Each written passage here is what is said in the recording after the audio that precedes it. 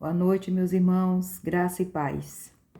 Eu quero fazer aqui uma pequena reflexão com vocês sobre a situação que o povo de Israel está vivendo, né?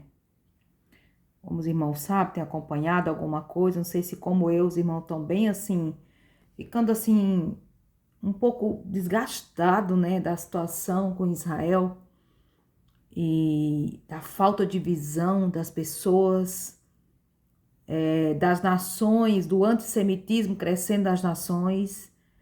E a Paraxá, né, a porção semanal da nossa agenda de sábado agora, muito interessante. Tem alguns capítulos do livro de Números. Eu não leio tudo no sábado. Geralmente eu costumo ir distribuindo essa leitura, sabe, durante a semana e vai sempre encaixando com a realidade do povo de Israel, né? Números 19, sábado passado, 13 de julho, número 19, número 19, 20, 21 e 22.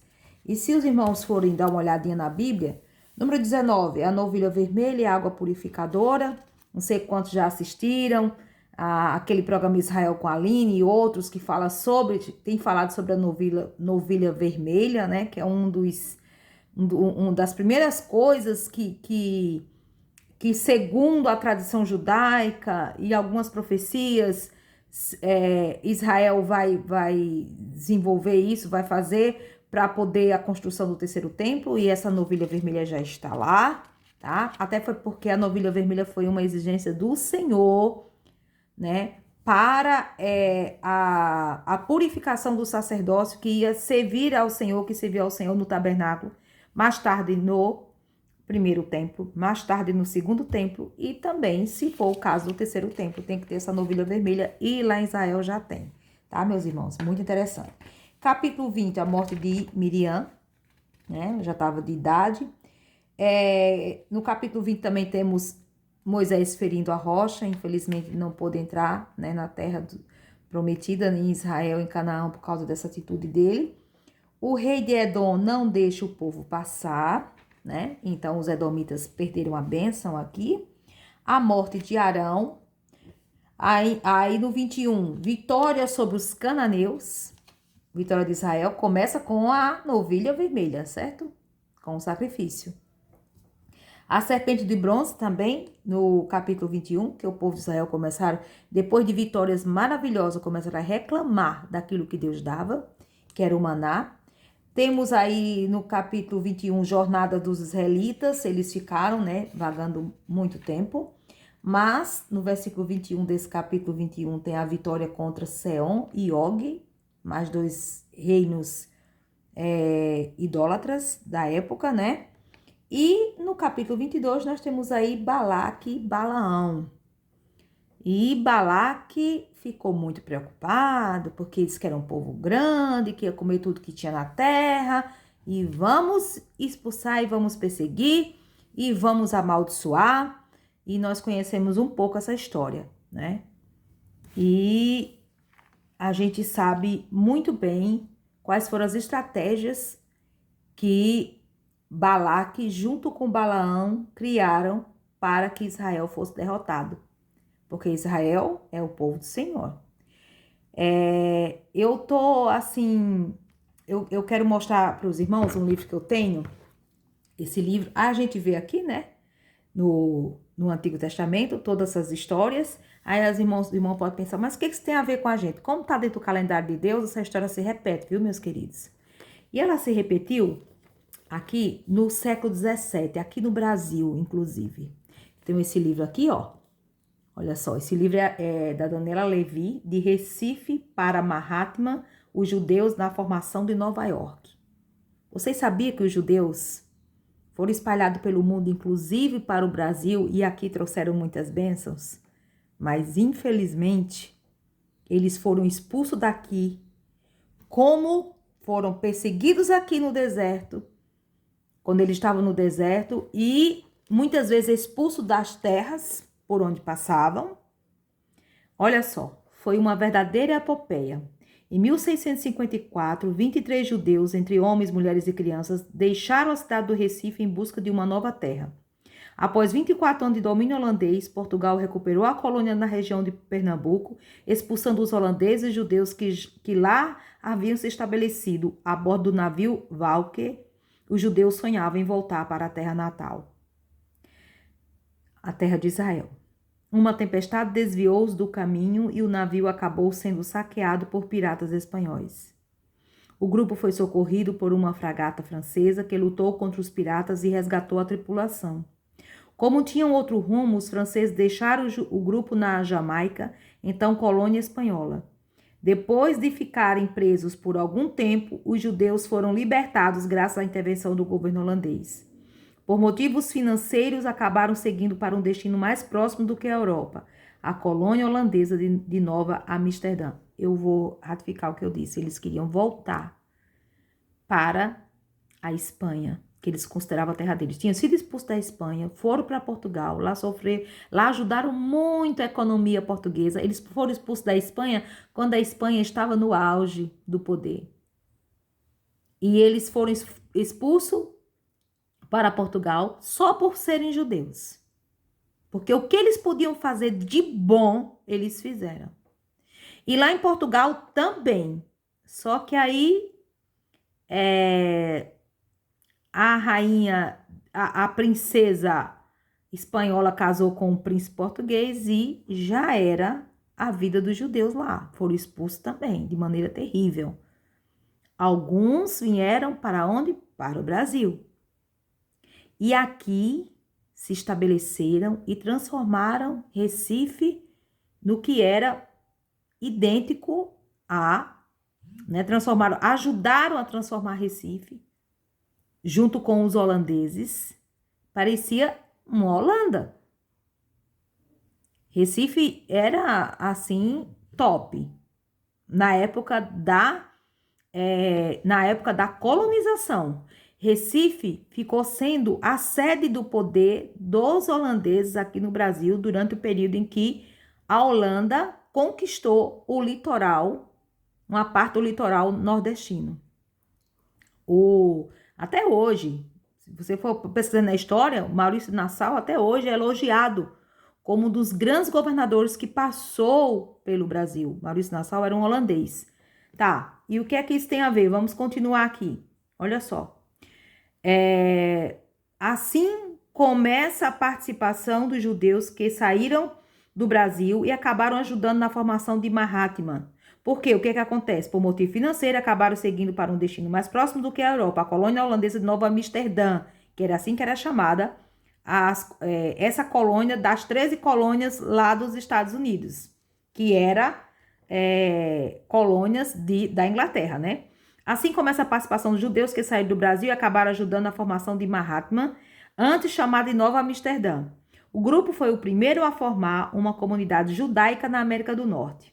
Passados os primeiros anos de adaptação, eles colaboraram com o desenvolvimento, então incipiente, do comércio, com a organização inicial do mercado financeiro, com a construção de modernos hospitais, com a luta pela emancipação política e também com a formação de renomadas universidades e centros culturais.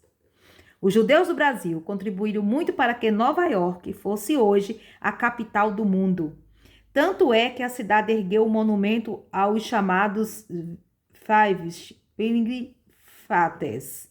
Esta história fascinante e pouco conhecida, narrada em detalhes neste livro, recheado de mapas e imagens que ilustram essa aventura.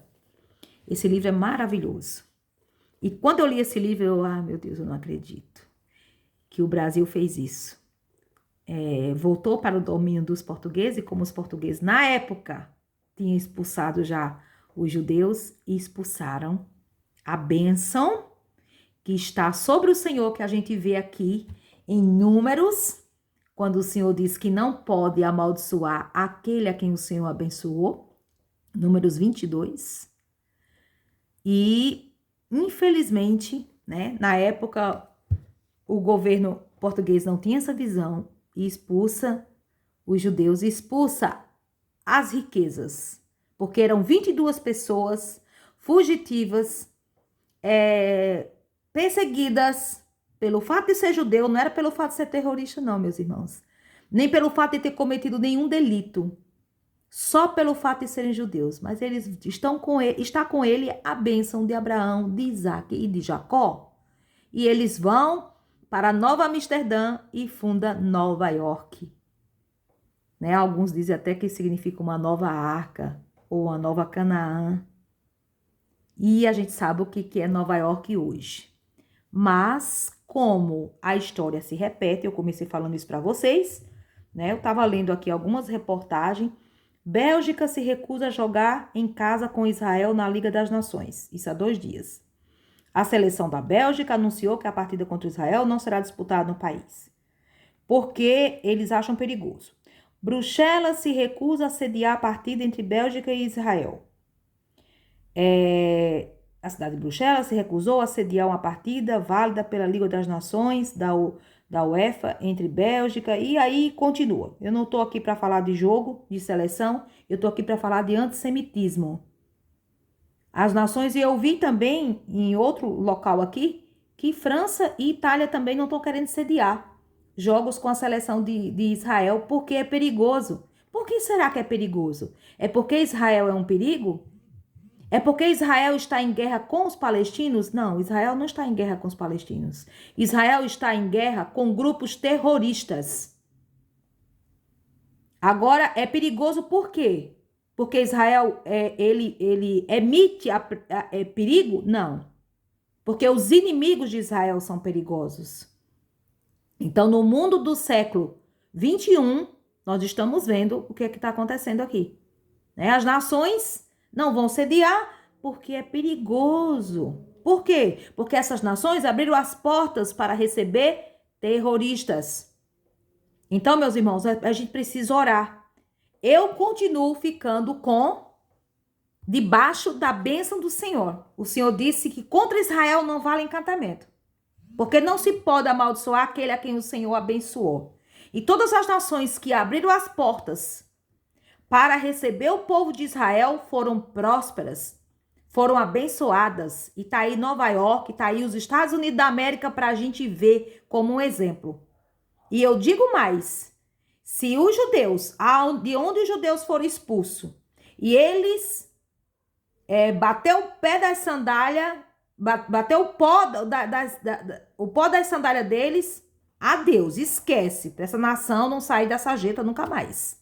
A não ser que a misericórdia do Eterno encontre essa nação. Através de Jesus, que é um judeu. Eu falei para o Senhor, ele era um judeu, né, Senhor? O Senhor disse, não, ele é um judeu. E ele voltará como judeu. Então, meus irmãos, vamos tomar posse daquilo que nós somos em Cristo. A Bíblia diz que em Cristo nós somos um com Israel. Então, quando se expulsa um judeu, quando se maltrata um judeu, só pelo fato dele ser judeu, em qualquer lugar do mundo, isso deve doer no nosso coração. E eu espero que o Brasil mude o seu rumo em relação ao povo judeu. E o Brasil aprenda com a história. Eu estou falando aqui de fatos históricos, fatos bíblicos e fatos históricos, que comprova quando um povo abençoa Israel ou uma família, uma nação. É bíblico, né, meus irmãos? O que Deus, o próprio Deus, Criador dos céus e da terra, fala? Abençoarei, fala para Abraão, o primeiro hebreu, o primeiro judeu. O que ele fala? Abençoarei os que te abençoarem e amaldiçoarei os que te amaldiçoarem. Em ti serão benditas todas as famílias da terra. Então, é necessário que a gente tome uma posição como igreja do Senhor, como alguém que conhece a palavra do Senhor, como alguém que ama o Senhor, como alguém que está inserido, entendendo dentro do calendário de Deus. Israel agora está enfrentando adversidades.